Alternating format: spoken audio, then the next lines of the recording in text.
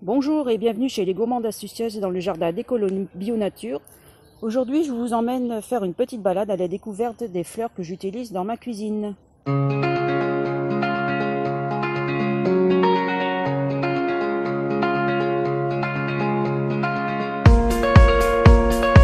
Ces fleurs ont des propriétés médicinales.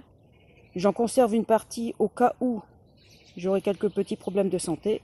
Mais comme j'essaie de faire en sorte de renforcer mon système immunitaire quotidiennement, je n'en ai pas besoin. Mais j'en conserve quand même, on ne sait jamais, au cas où. Je vais commencer par les hémérocalles jaunes. Donc voilà, ce sont des superbes fleurs, comme vous voyez ici. Bon là, elles ont été un peu mangées. Donc pour l'instant, j'en ai 2 fleuries. Voilà, celle-ci également. Bon, d'autres vont venir par la suite. Alors j'adore ces fleurs parce que leur texture est très croquante. Pour ce qui concerne leur goût, le côté floral n'est pas très prononcé. Elles ont un goût piquant en fin de bouche. J'ai également dans mon jardin des hémérocalles orangées. Donc c'est les hémérocalles très classiques.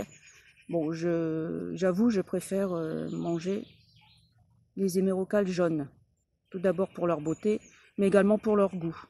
Les hémérocalles orangées ont un goût un peu moins prononcé et moins intéressant. Bon, c'est mon avis. Alors pour ce qui concerne les propriétés médicinales des hémérocalles, elles permettent de régler les problèmes digestifs, comme la constipation ou l'acidité gastrique. Elles sont également intéressantes pour soigner les brûlures et pour réduire les rides. Donc voilà pour ce qui concerne les hémérocalles jaunes. Je vais passer à une autre fleur. Voilà. Donc, en même temps, vous voyez un peu le jardin. Là, nous nous situons à l'avant de notre maison. Voilà. Donc voilà, une autre fleur très intéressante. L'Échinéacée au rose pimpant. Donc pour ceux qui s'intéressent au système immunitaire, je suppose qu'ils connaissent cette plante. En effet, l'Échinéacée permet de renforcer le système immunitaire. C'est un antibiotique et également un antiviral. Pour ce qui concerne la cuisine, j'utilise les pétales dans les plats, mais leur goût n'est pas très prononcé, légèrement amer. Voilà. Donc on passe à une autre fleur, là. Voilà, elle se situe pas très loin. Voilà, donc on les voit de loin. Ce sont les fleurs de monarde. Là, nous en avons coupé une partie pour en conserver. Voilà, donc vous voyez, elles sont d'un beau rouge et permettent de décorer merveilleusement les plats. Alors pour ce qui concerne leur goût, elles ont un goût citronné très intéressant. Et pour ce qui concerne leurs propriétés médicinales, on l'appelle également le thé rouge. Donc vous pouvez le consommer bien sûr en tisane. Et elle permet de soulager tout ce qui concerne les problèmes digestifs. Voilà pour ce qui concerne la monarde. Donc encore une autre fleur. Donc je vous emmène encore dans cette partie du jardin. Donc là, voilà. Il s'agit de la bourrache blanche. Donc je suppose que vous connaissez la bourrache classique bleue, violette. Et là, il s'agit de la bourrache blanche. Donc voilà. Donc il y a énormément de fleurs qui vont bientôt apparaître. Donc pour ce qui concerne la bourrache, leur goût est iodé. Il ressemble un peu au poisson. Donc je l'associe généralement avec les algues et les orties qui ont également un goût de poisson.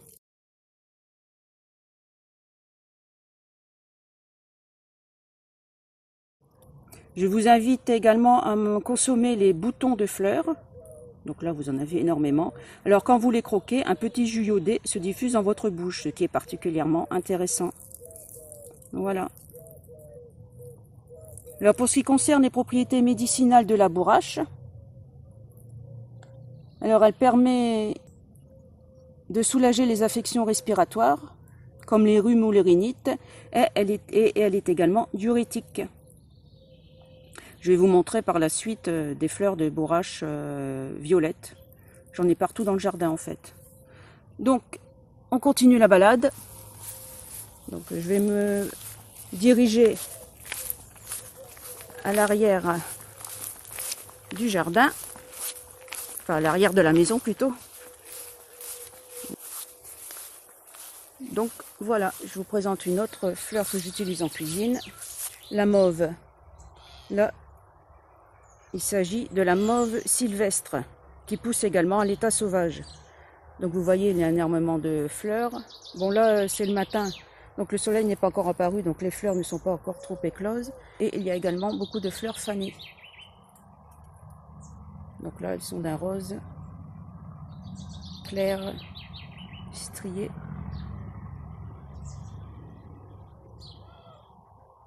Voilà pour ce qui concerne la mauve sylvestre. Mais j'ai une autre variété de mauve que je vais vous montrer. Ici, il s'agit de la mauve de Mauritanie, qui a une couleur beaucoup plus foncée, comme vous le voyez. Donc normalement, les fleurs sont beaucoup plus épanouies. Mais là, le soleil n'est pas encore arrivé. Alors pour ce qui concerne la mauve, leur goût est assez léger. Bon, bien sûr, ça décore parfaitement une assiette, comme vous le voyez. Leur couleur est assez vive. Et pour ce qui concerne leurs propriétés médicinales, la mauve permet de soulager les rhumes, les bronchites, les angines, mais également les troubles digestifs, comme la constipation. Elle permet également de soulager les infections urinaires et buccales. Et elle est également très bonne pour la peau. Donc une plante à avoir au jardin. Donc je vais passer à une autre plante, une autre fleur. Il s'agit de la capucine, que vous connaissez certainement. Donc les fleurs sont très belles. Ici, j'ai essentiellement des fleurs orangées, mais il en existe également des jaunes. Mais là, je n'en ai pas. Alors, pour ceux qui ont déjà goûté la capucine, ils savent qu'elle a un goût piquant assez puissant. Mais dans la capucine, j'utilise également les feuilles. Donc ça permet d'agrémenter une salade et d'apporter un côté piquant. Pour ceux qui n'ont pas l'habitude, en fait, de cette plante, ils sont un peu surpris parce que vraiment le côté piquant est puissant. Mais dans la capucine, on utilise également les graines qui apparaissent quand les fleurs fanent. Voilà, on en voit ici, elles vont généralement par 3. Et avec ces graines, je fais des câpres. Donc si vous souhaitez avoir la recette des câpres de capucine, je vous renvoie à mon livre sur les capucines. Capucines et roquettes, mettez du piquant dans votre assiette. Voilà pour ce qui concerne la capucine. Alors je vais passer, tenez, regardez là, il y a une capucine, une fleur de capucine jaune. Donc j'en ai un peu partout dans le jardin. En permaculture, on mélange en fait les espèces et les variétés. Donc je vais m'avancer, je vais aller voir la bourrache bleue. Donc là, il y a une superbe pied, comme vous voyez. Voilà. Donc leur couleur varie en fonction de leur maturité, évidemment. Et dans la bourrage, j'utilise également les feuilles, bien entendu, et également les tiges quand elles sont tendres.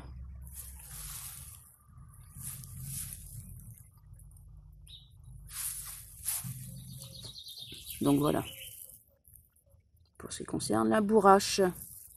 Donc, je vais passer à une autre fleur.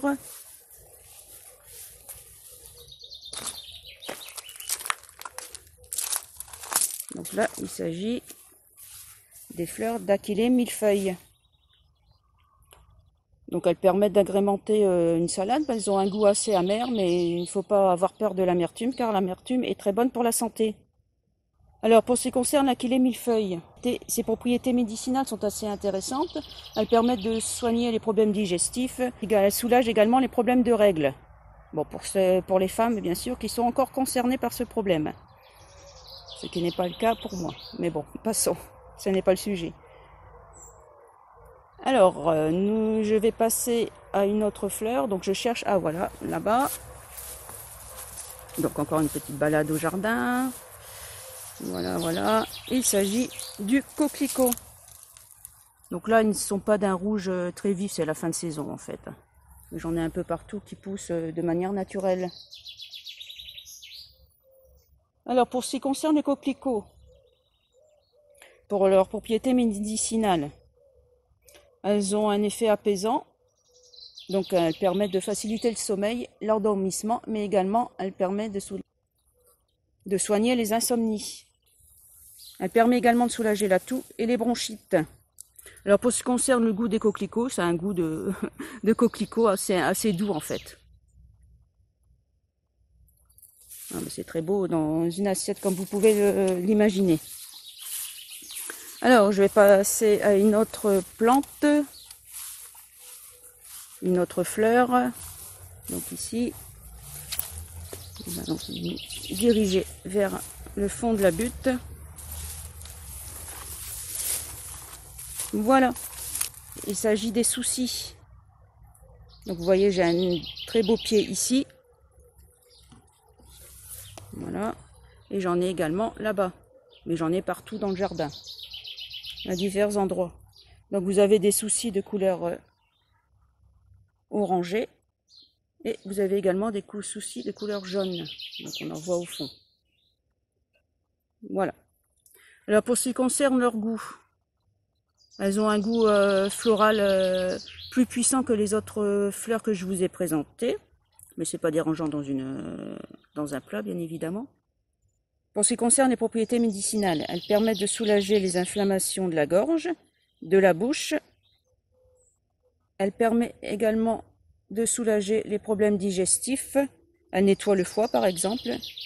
Et elle renforce également le système immunitaire, ce qui est intéressant en ces temps de pandémie, comme vous pouvez facilement l'imaginer.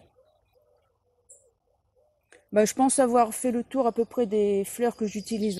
Bien sûr, j'en utilise d'autres, comme par exemple la fleur de roquette. Quand la roquette monte, elle produit des fleurs. Donc là, c'est un goût piquant, un peu comme la capucine. J'utilise également les fleurs de lierre terrestre. Et je pense avoir pratiquement fait le tour. Voilà, je vous remercie d'avoir écouté la vidéo. À bientôt.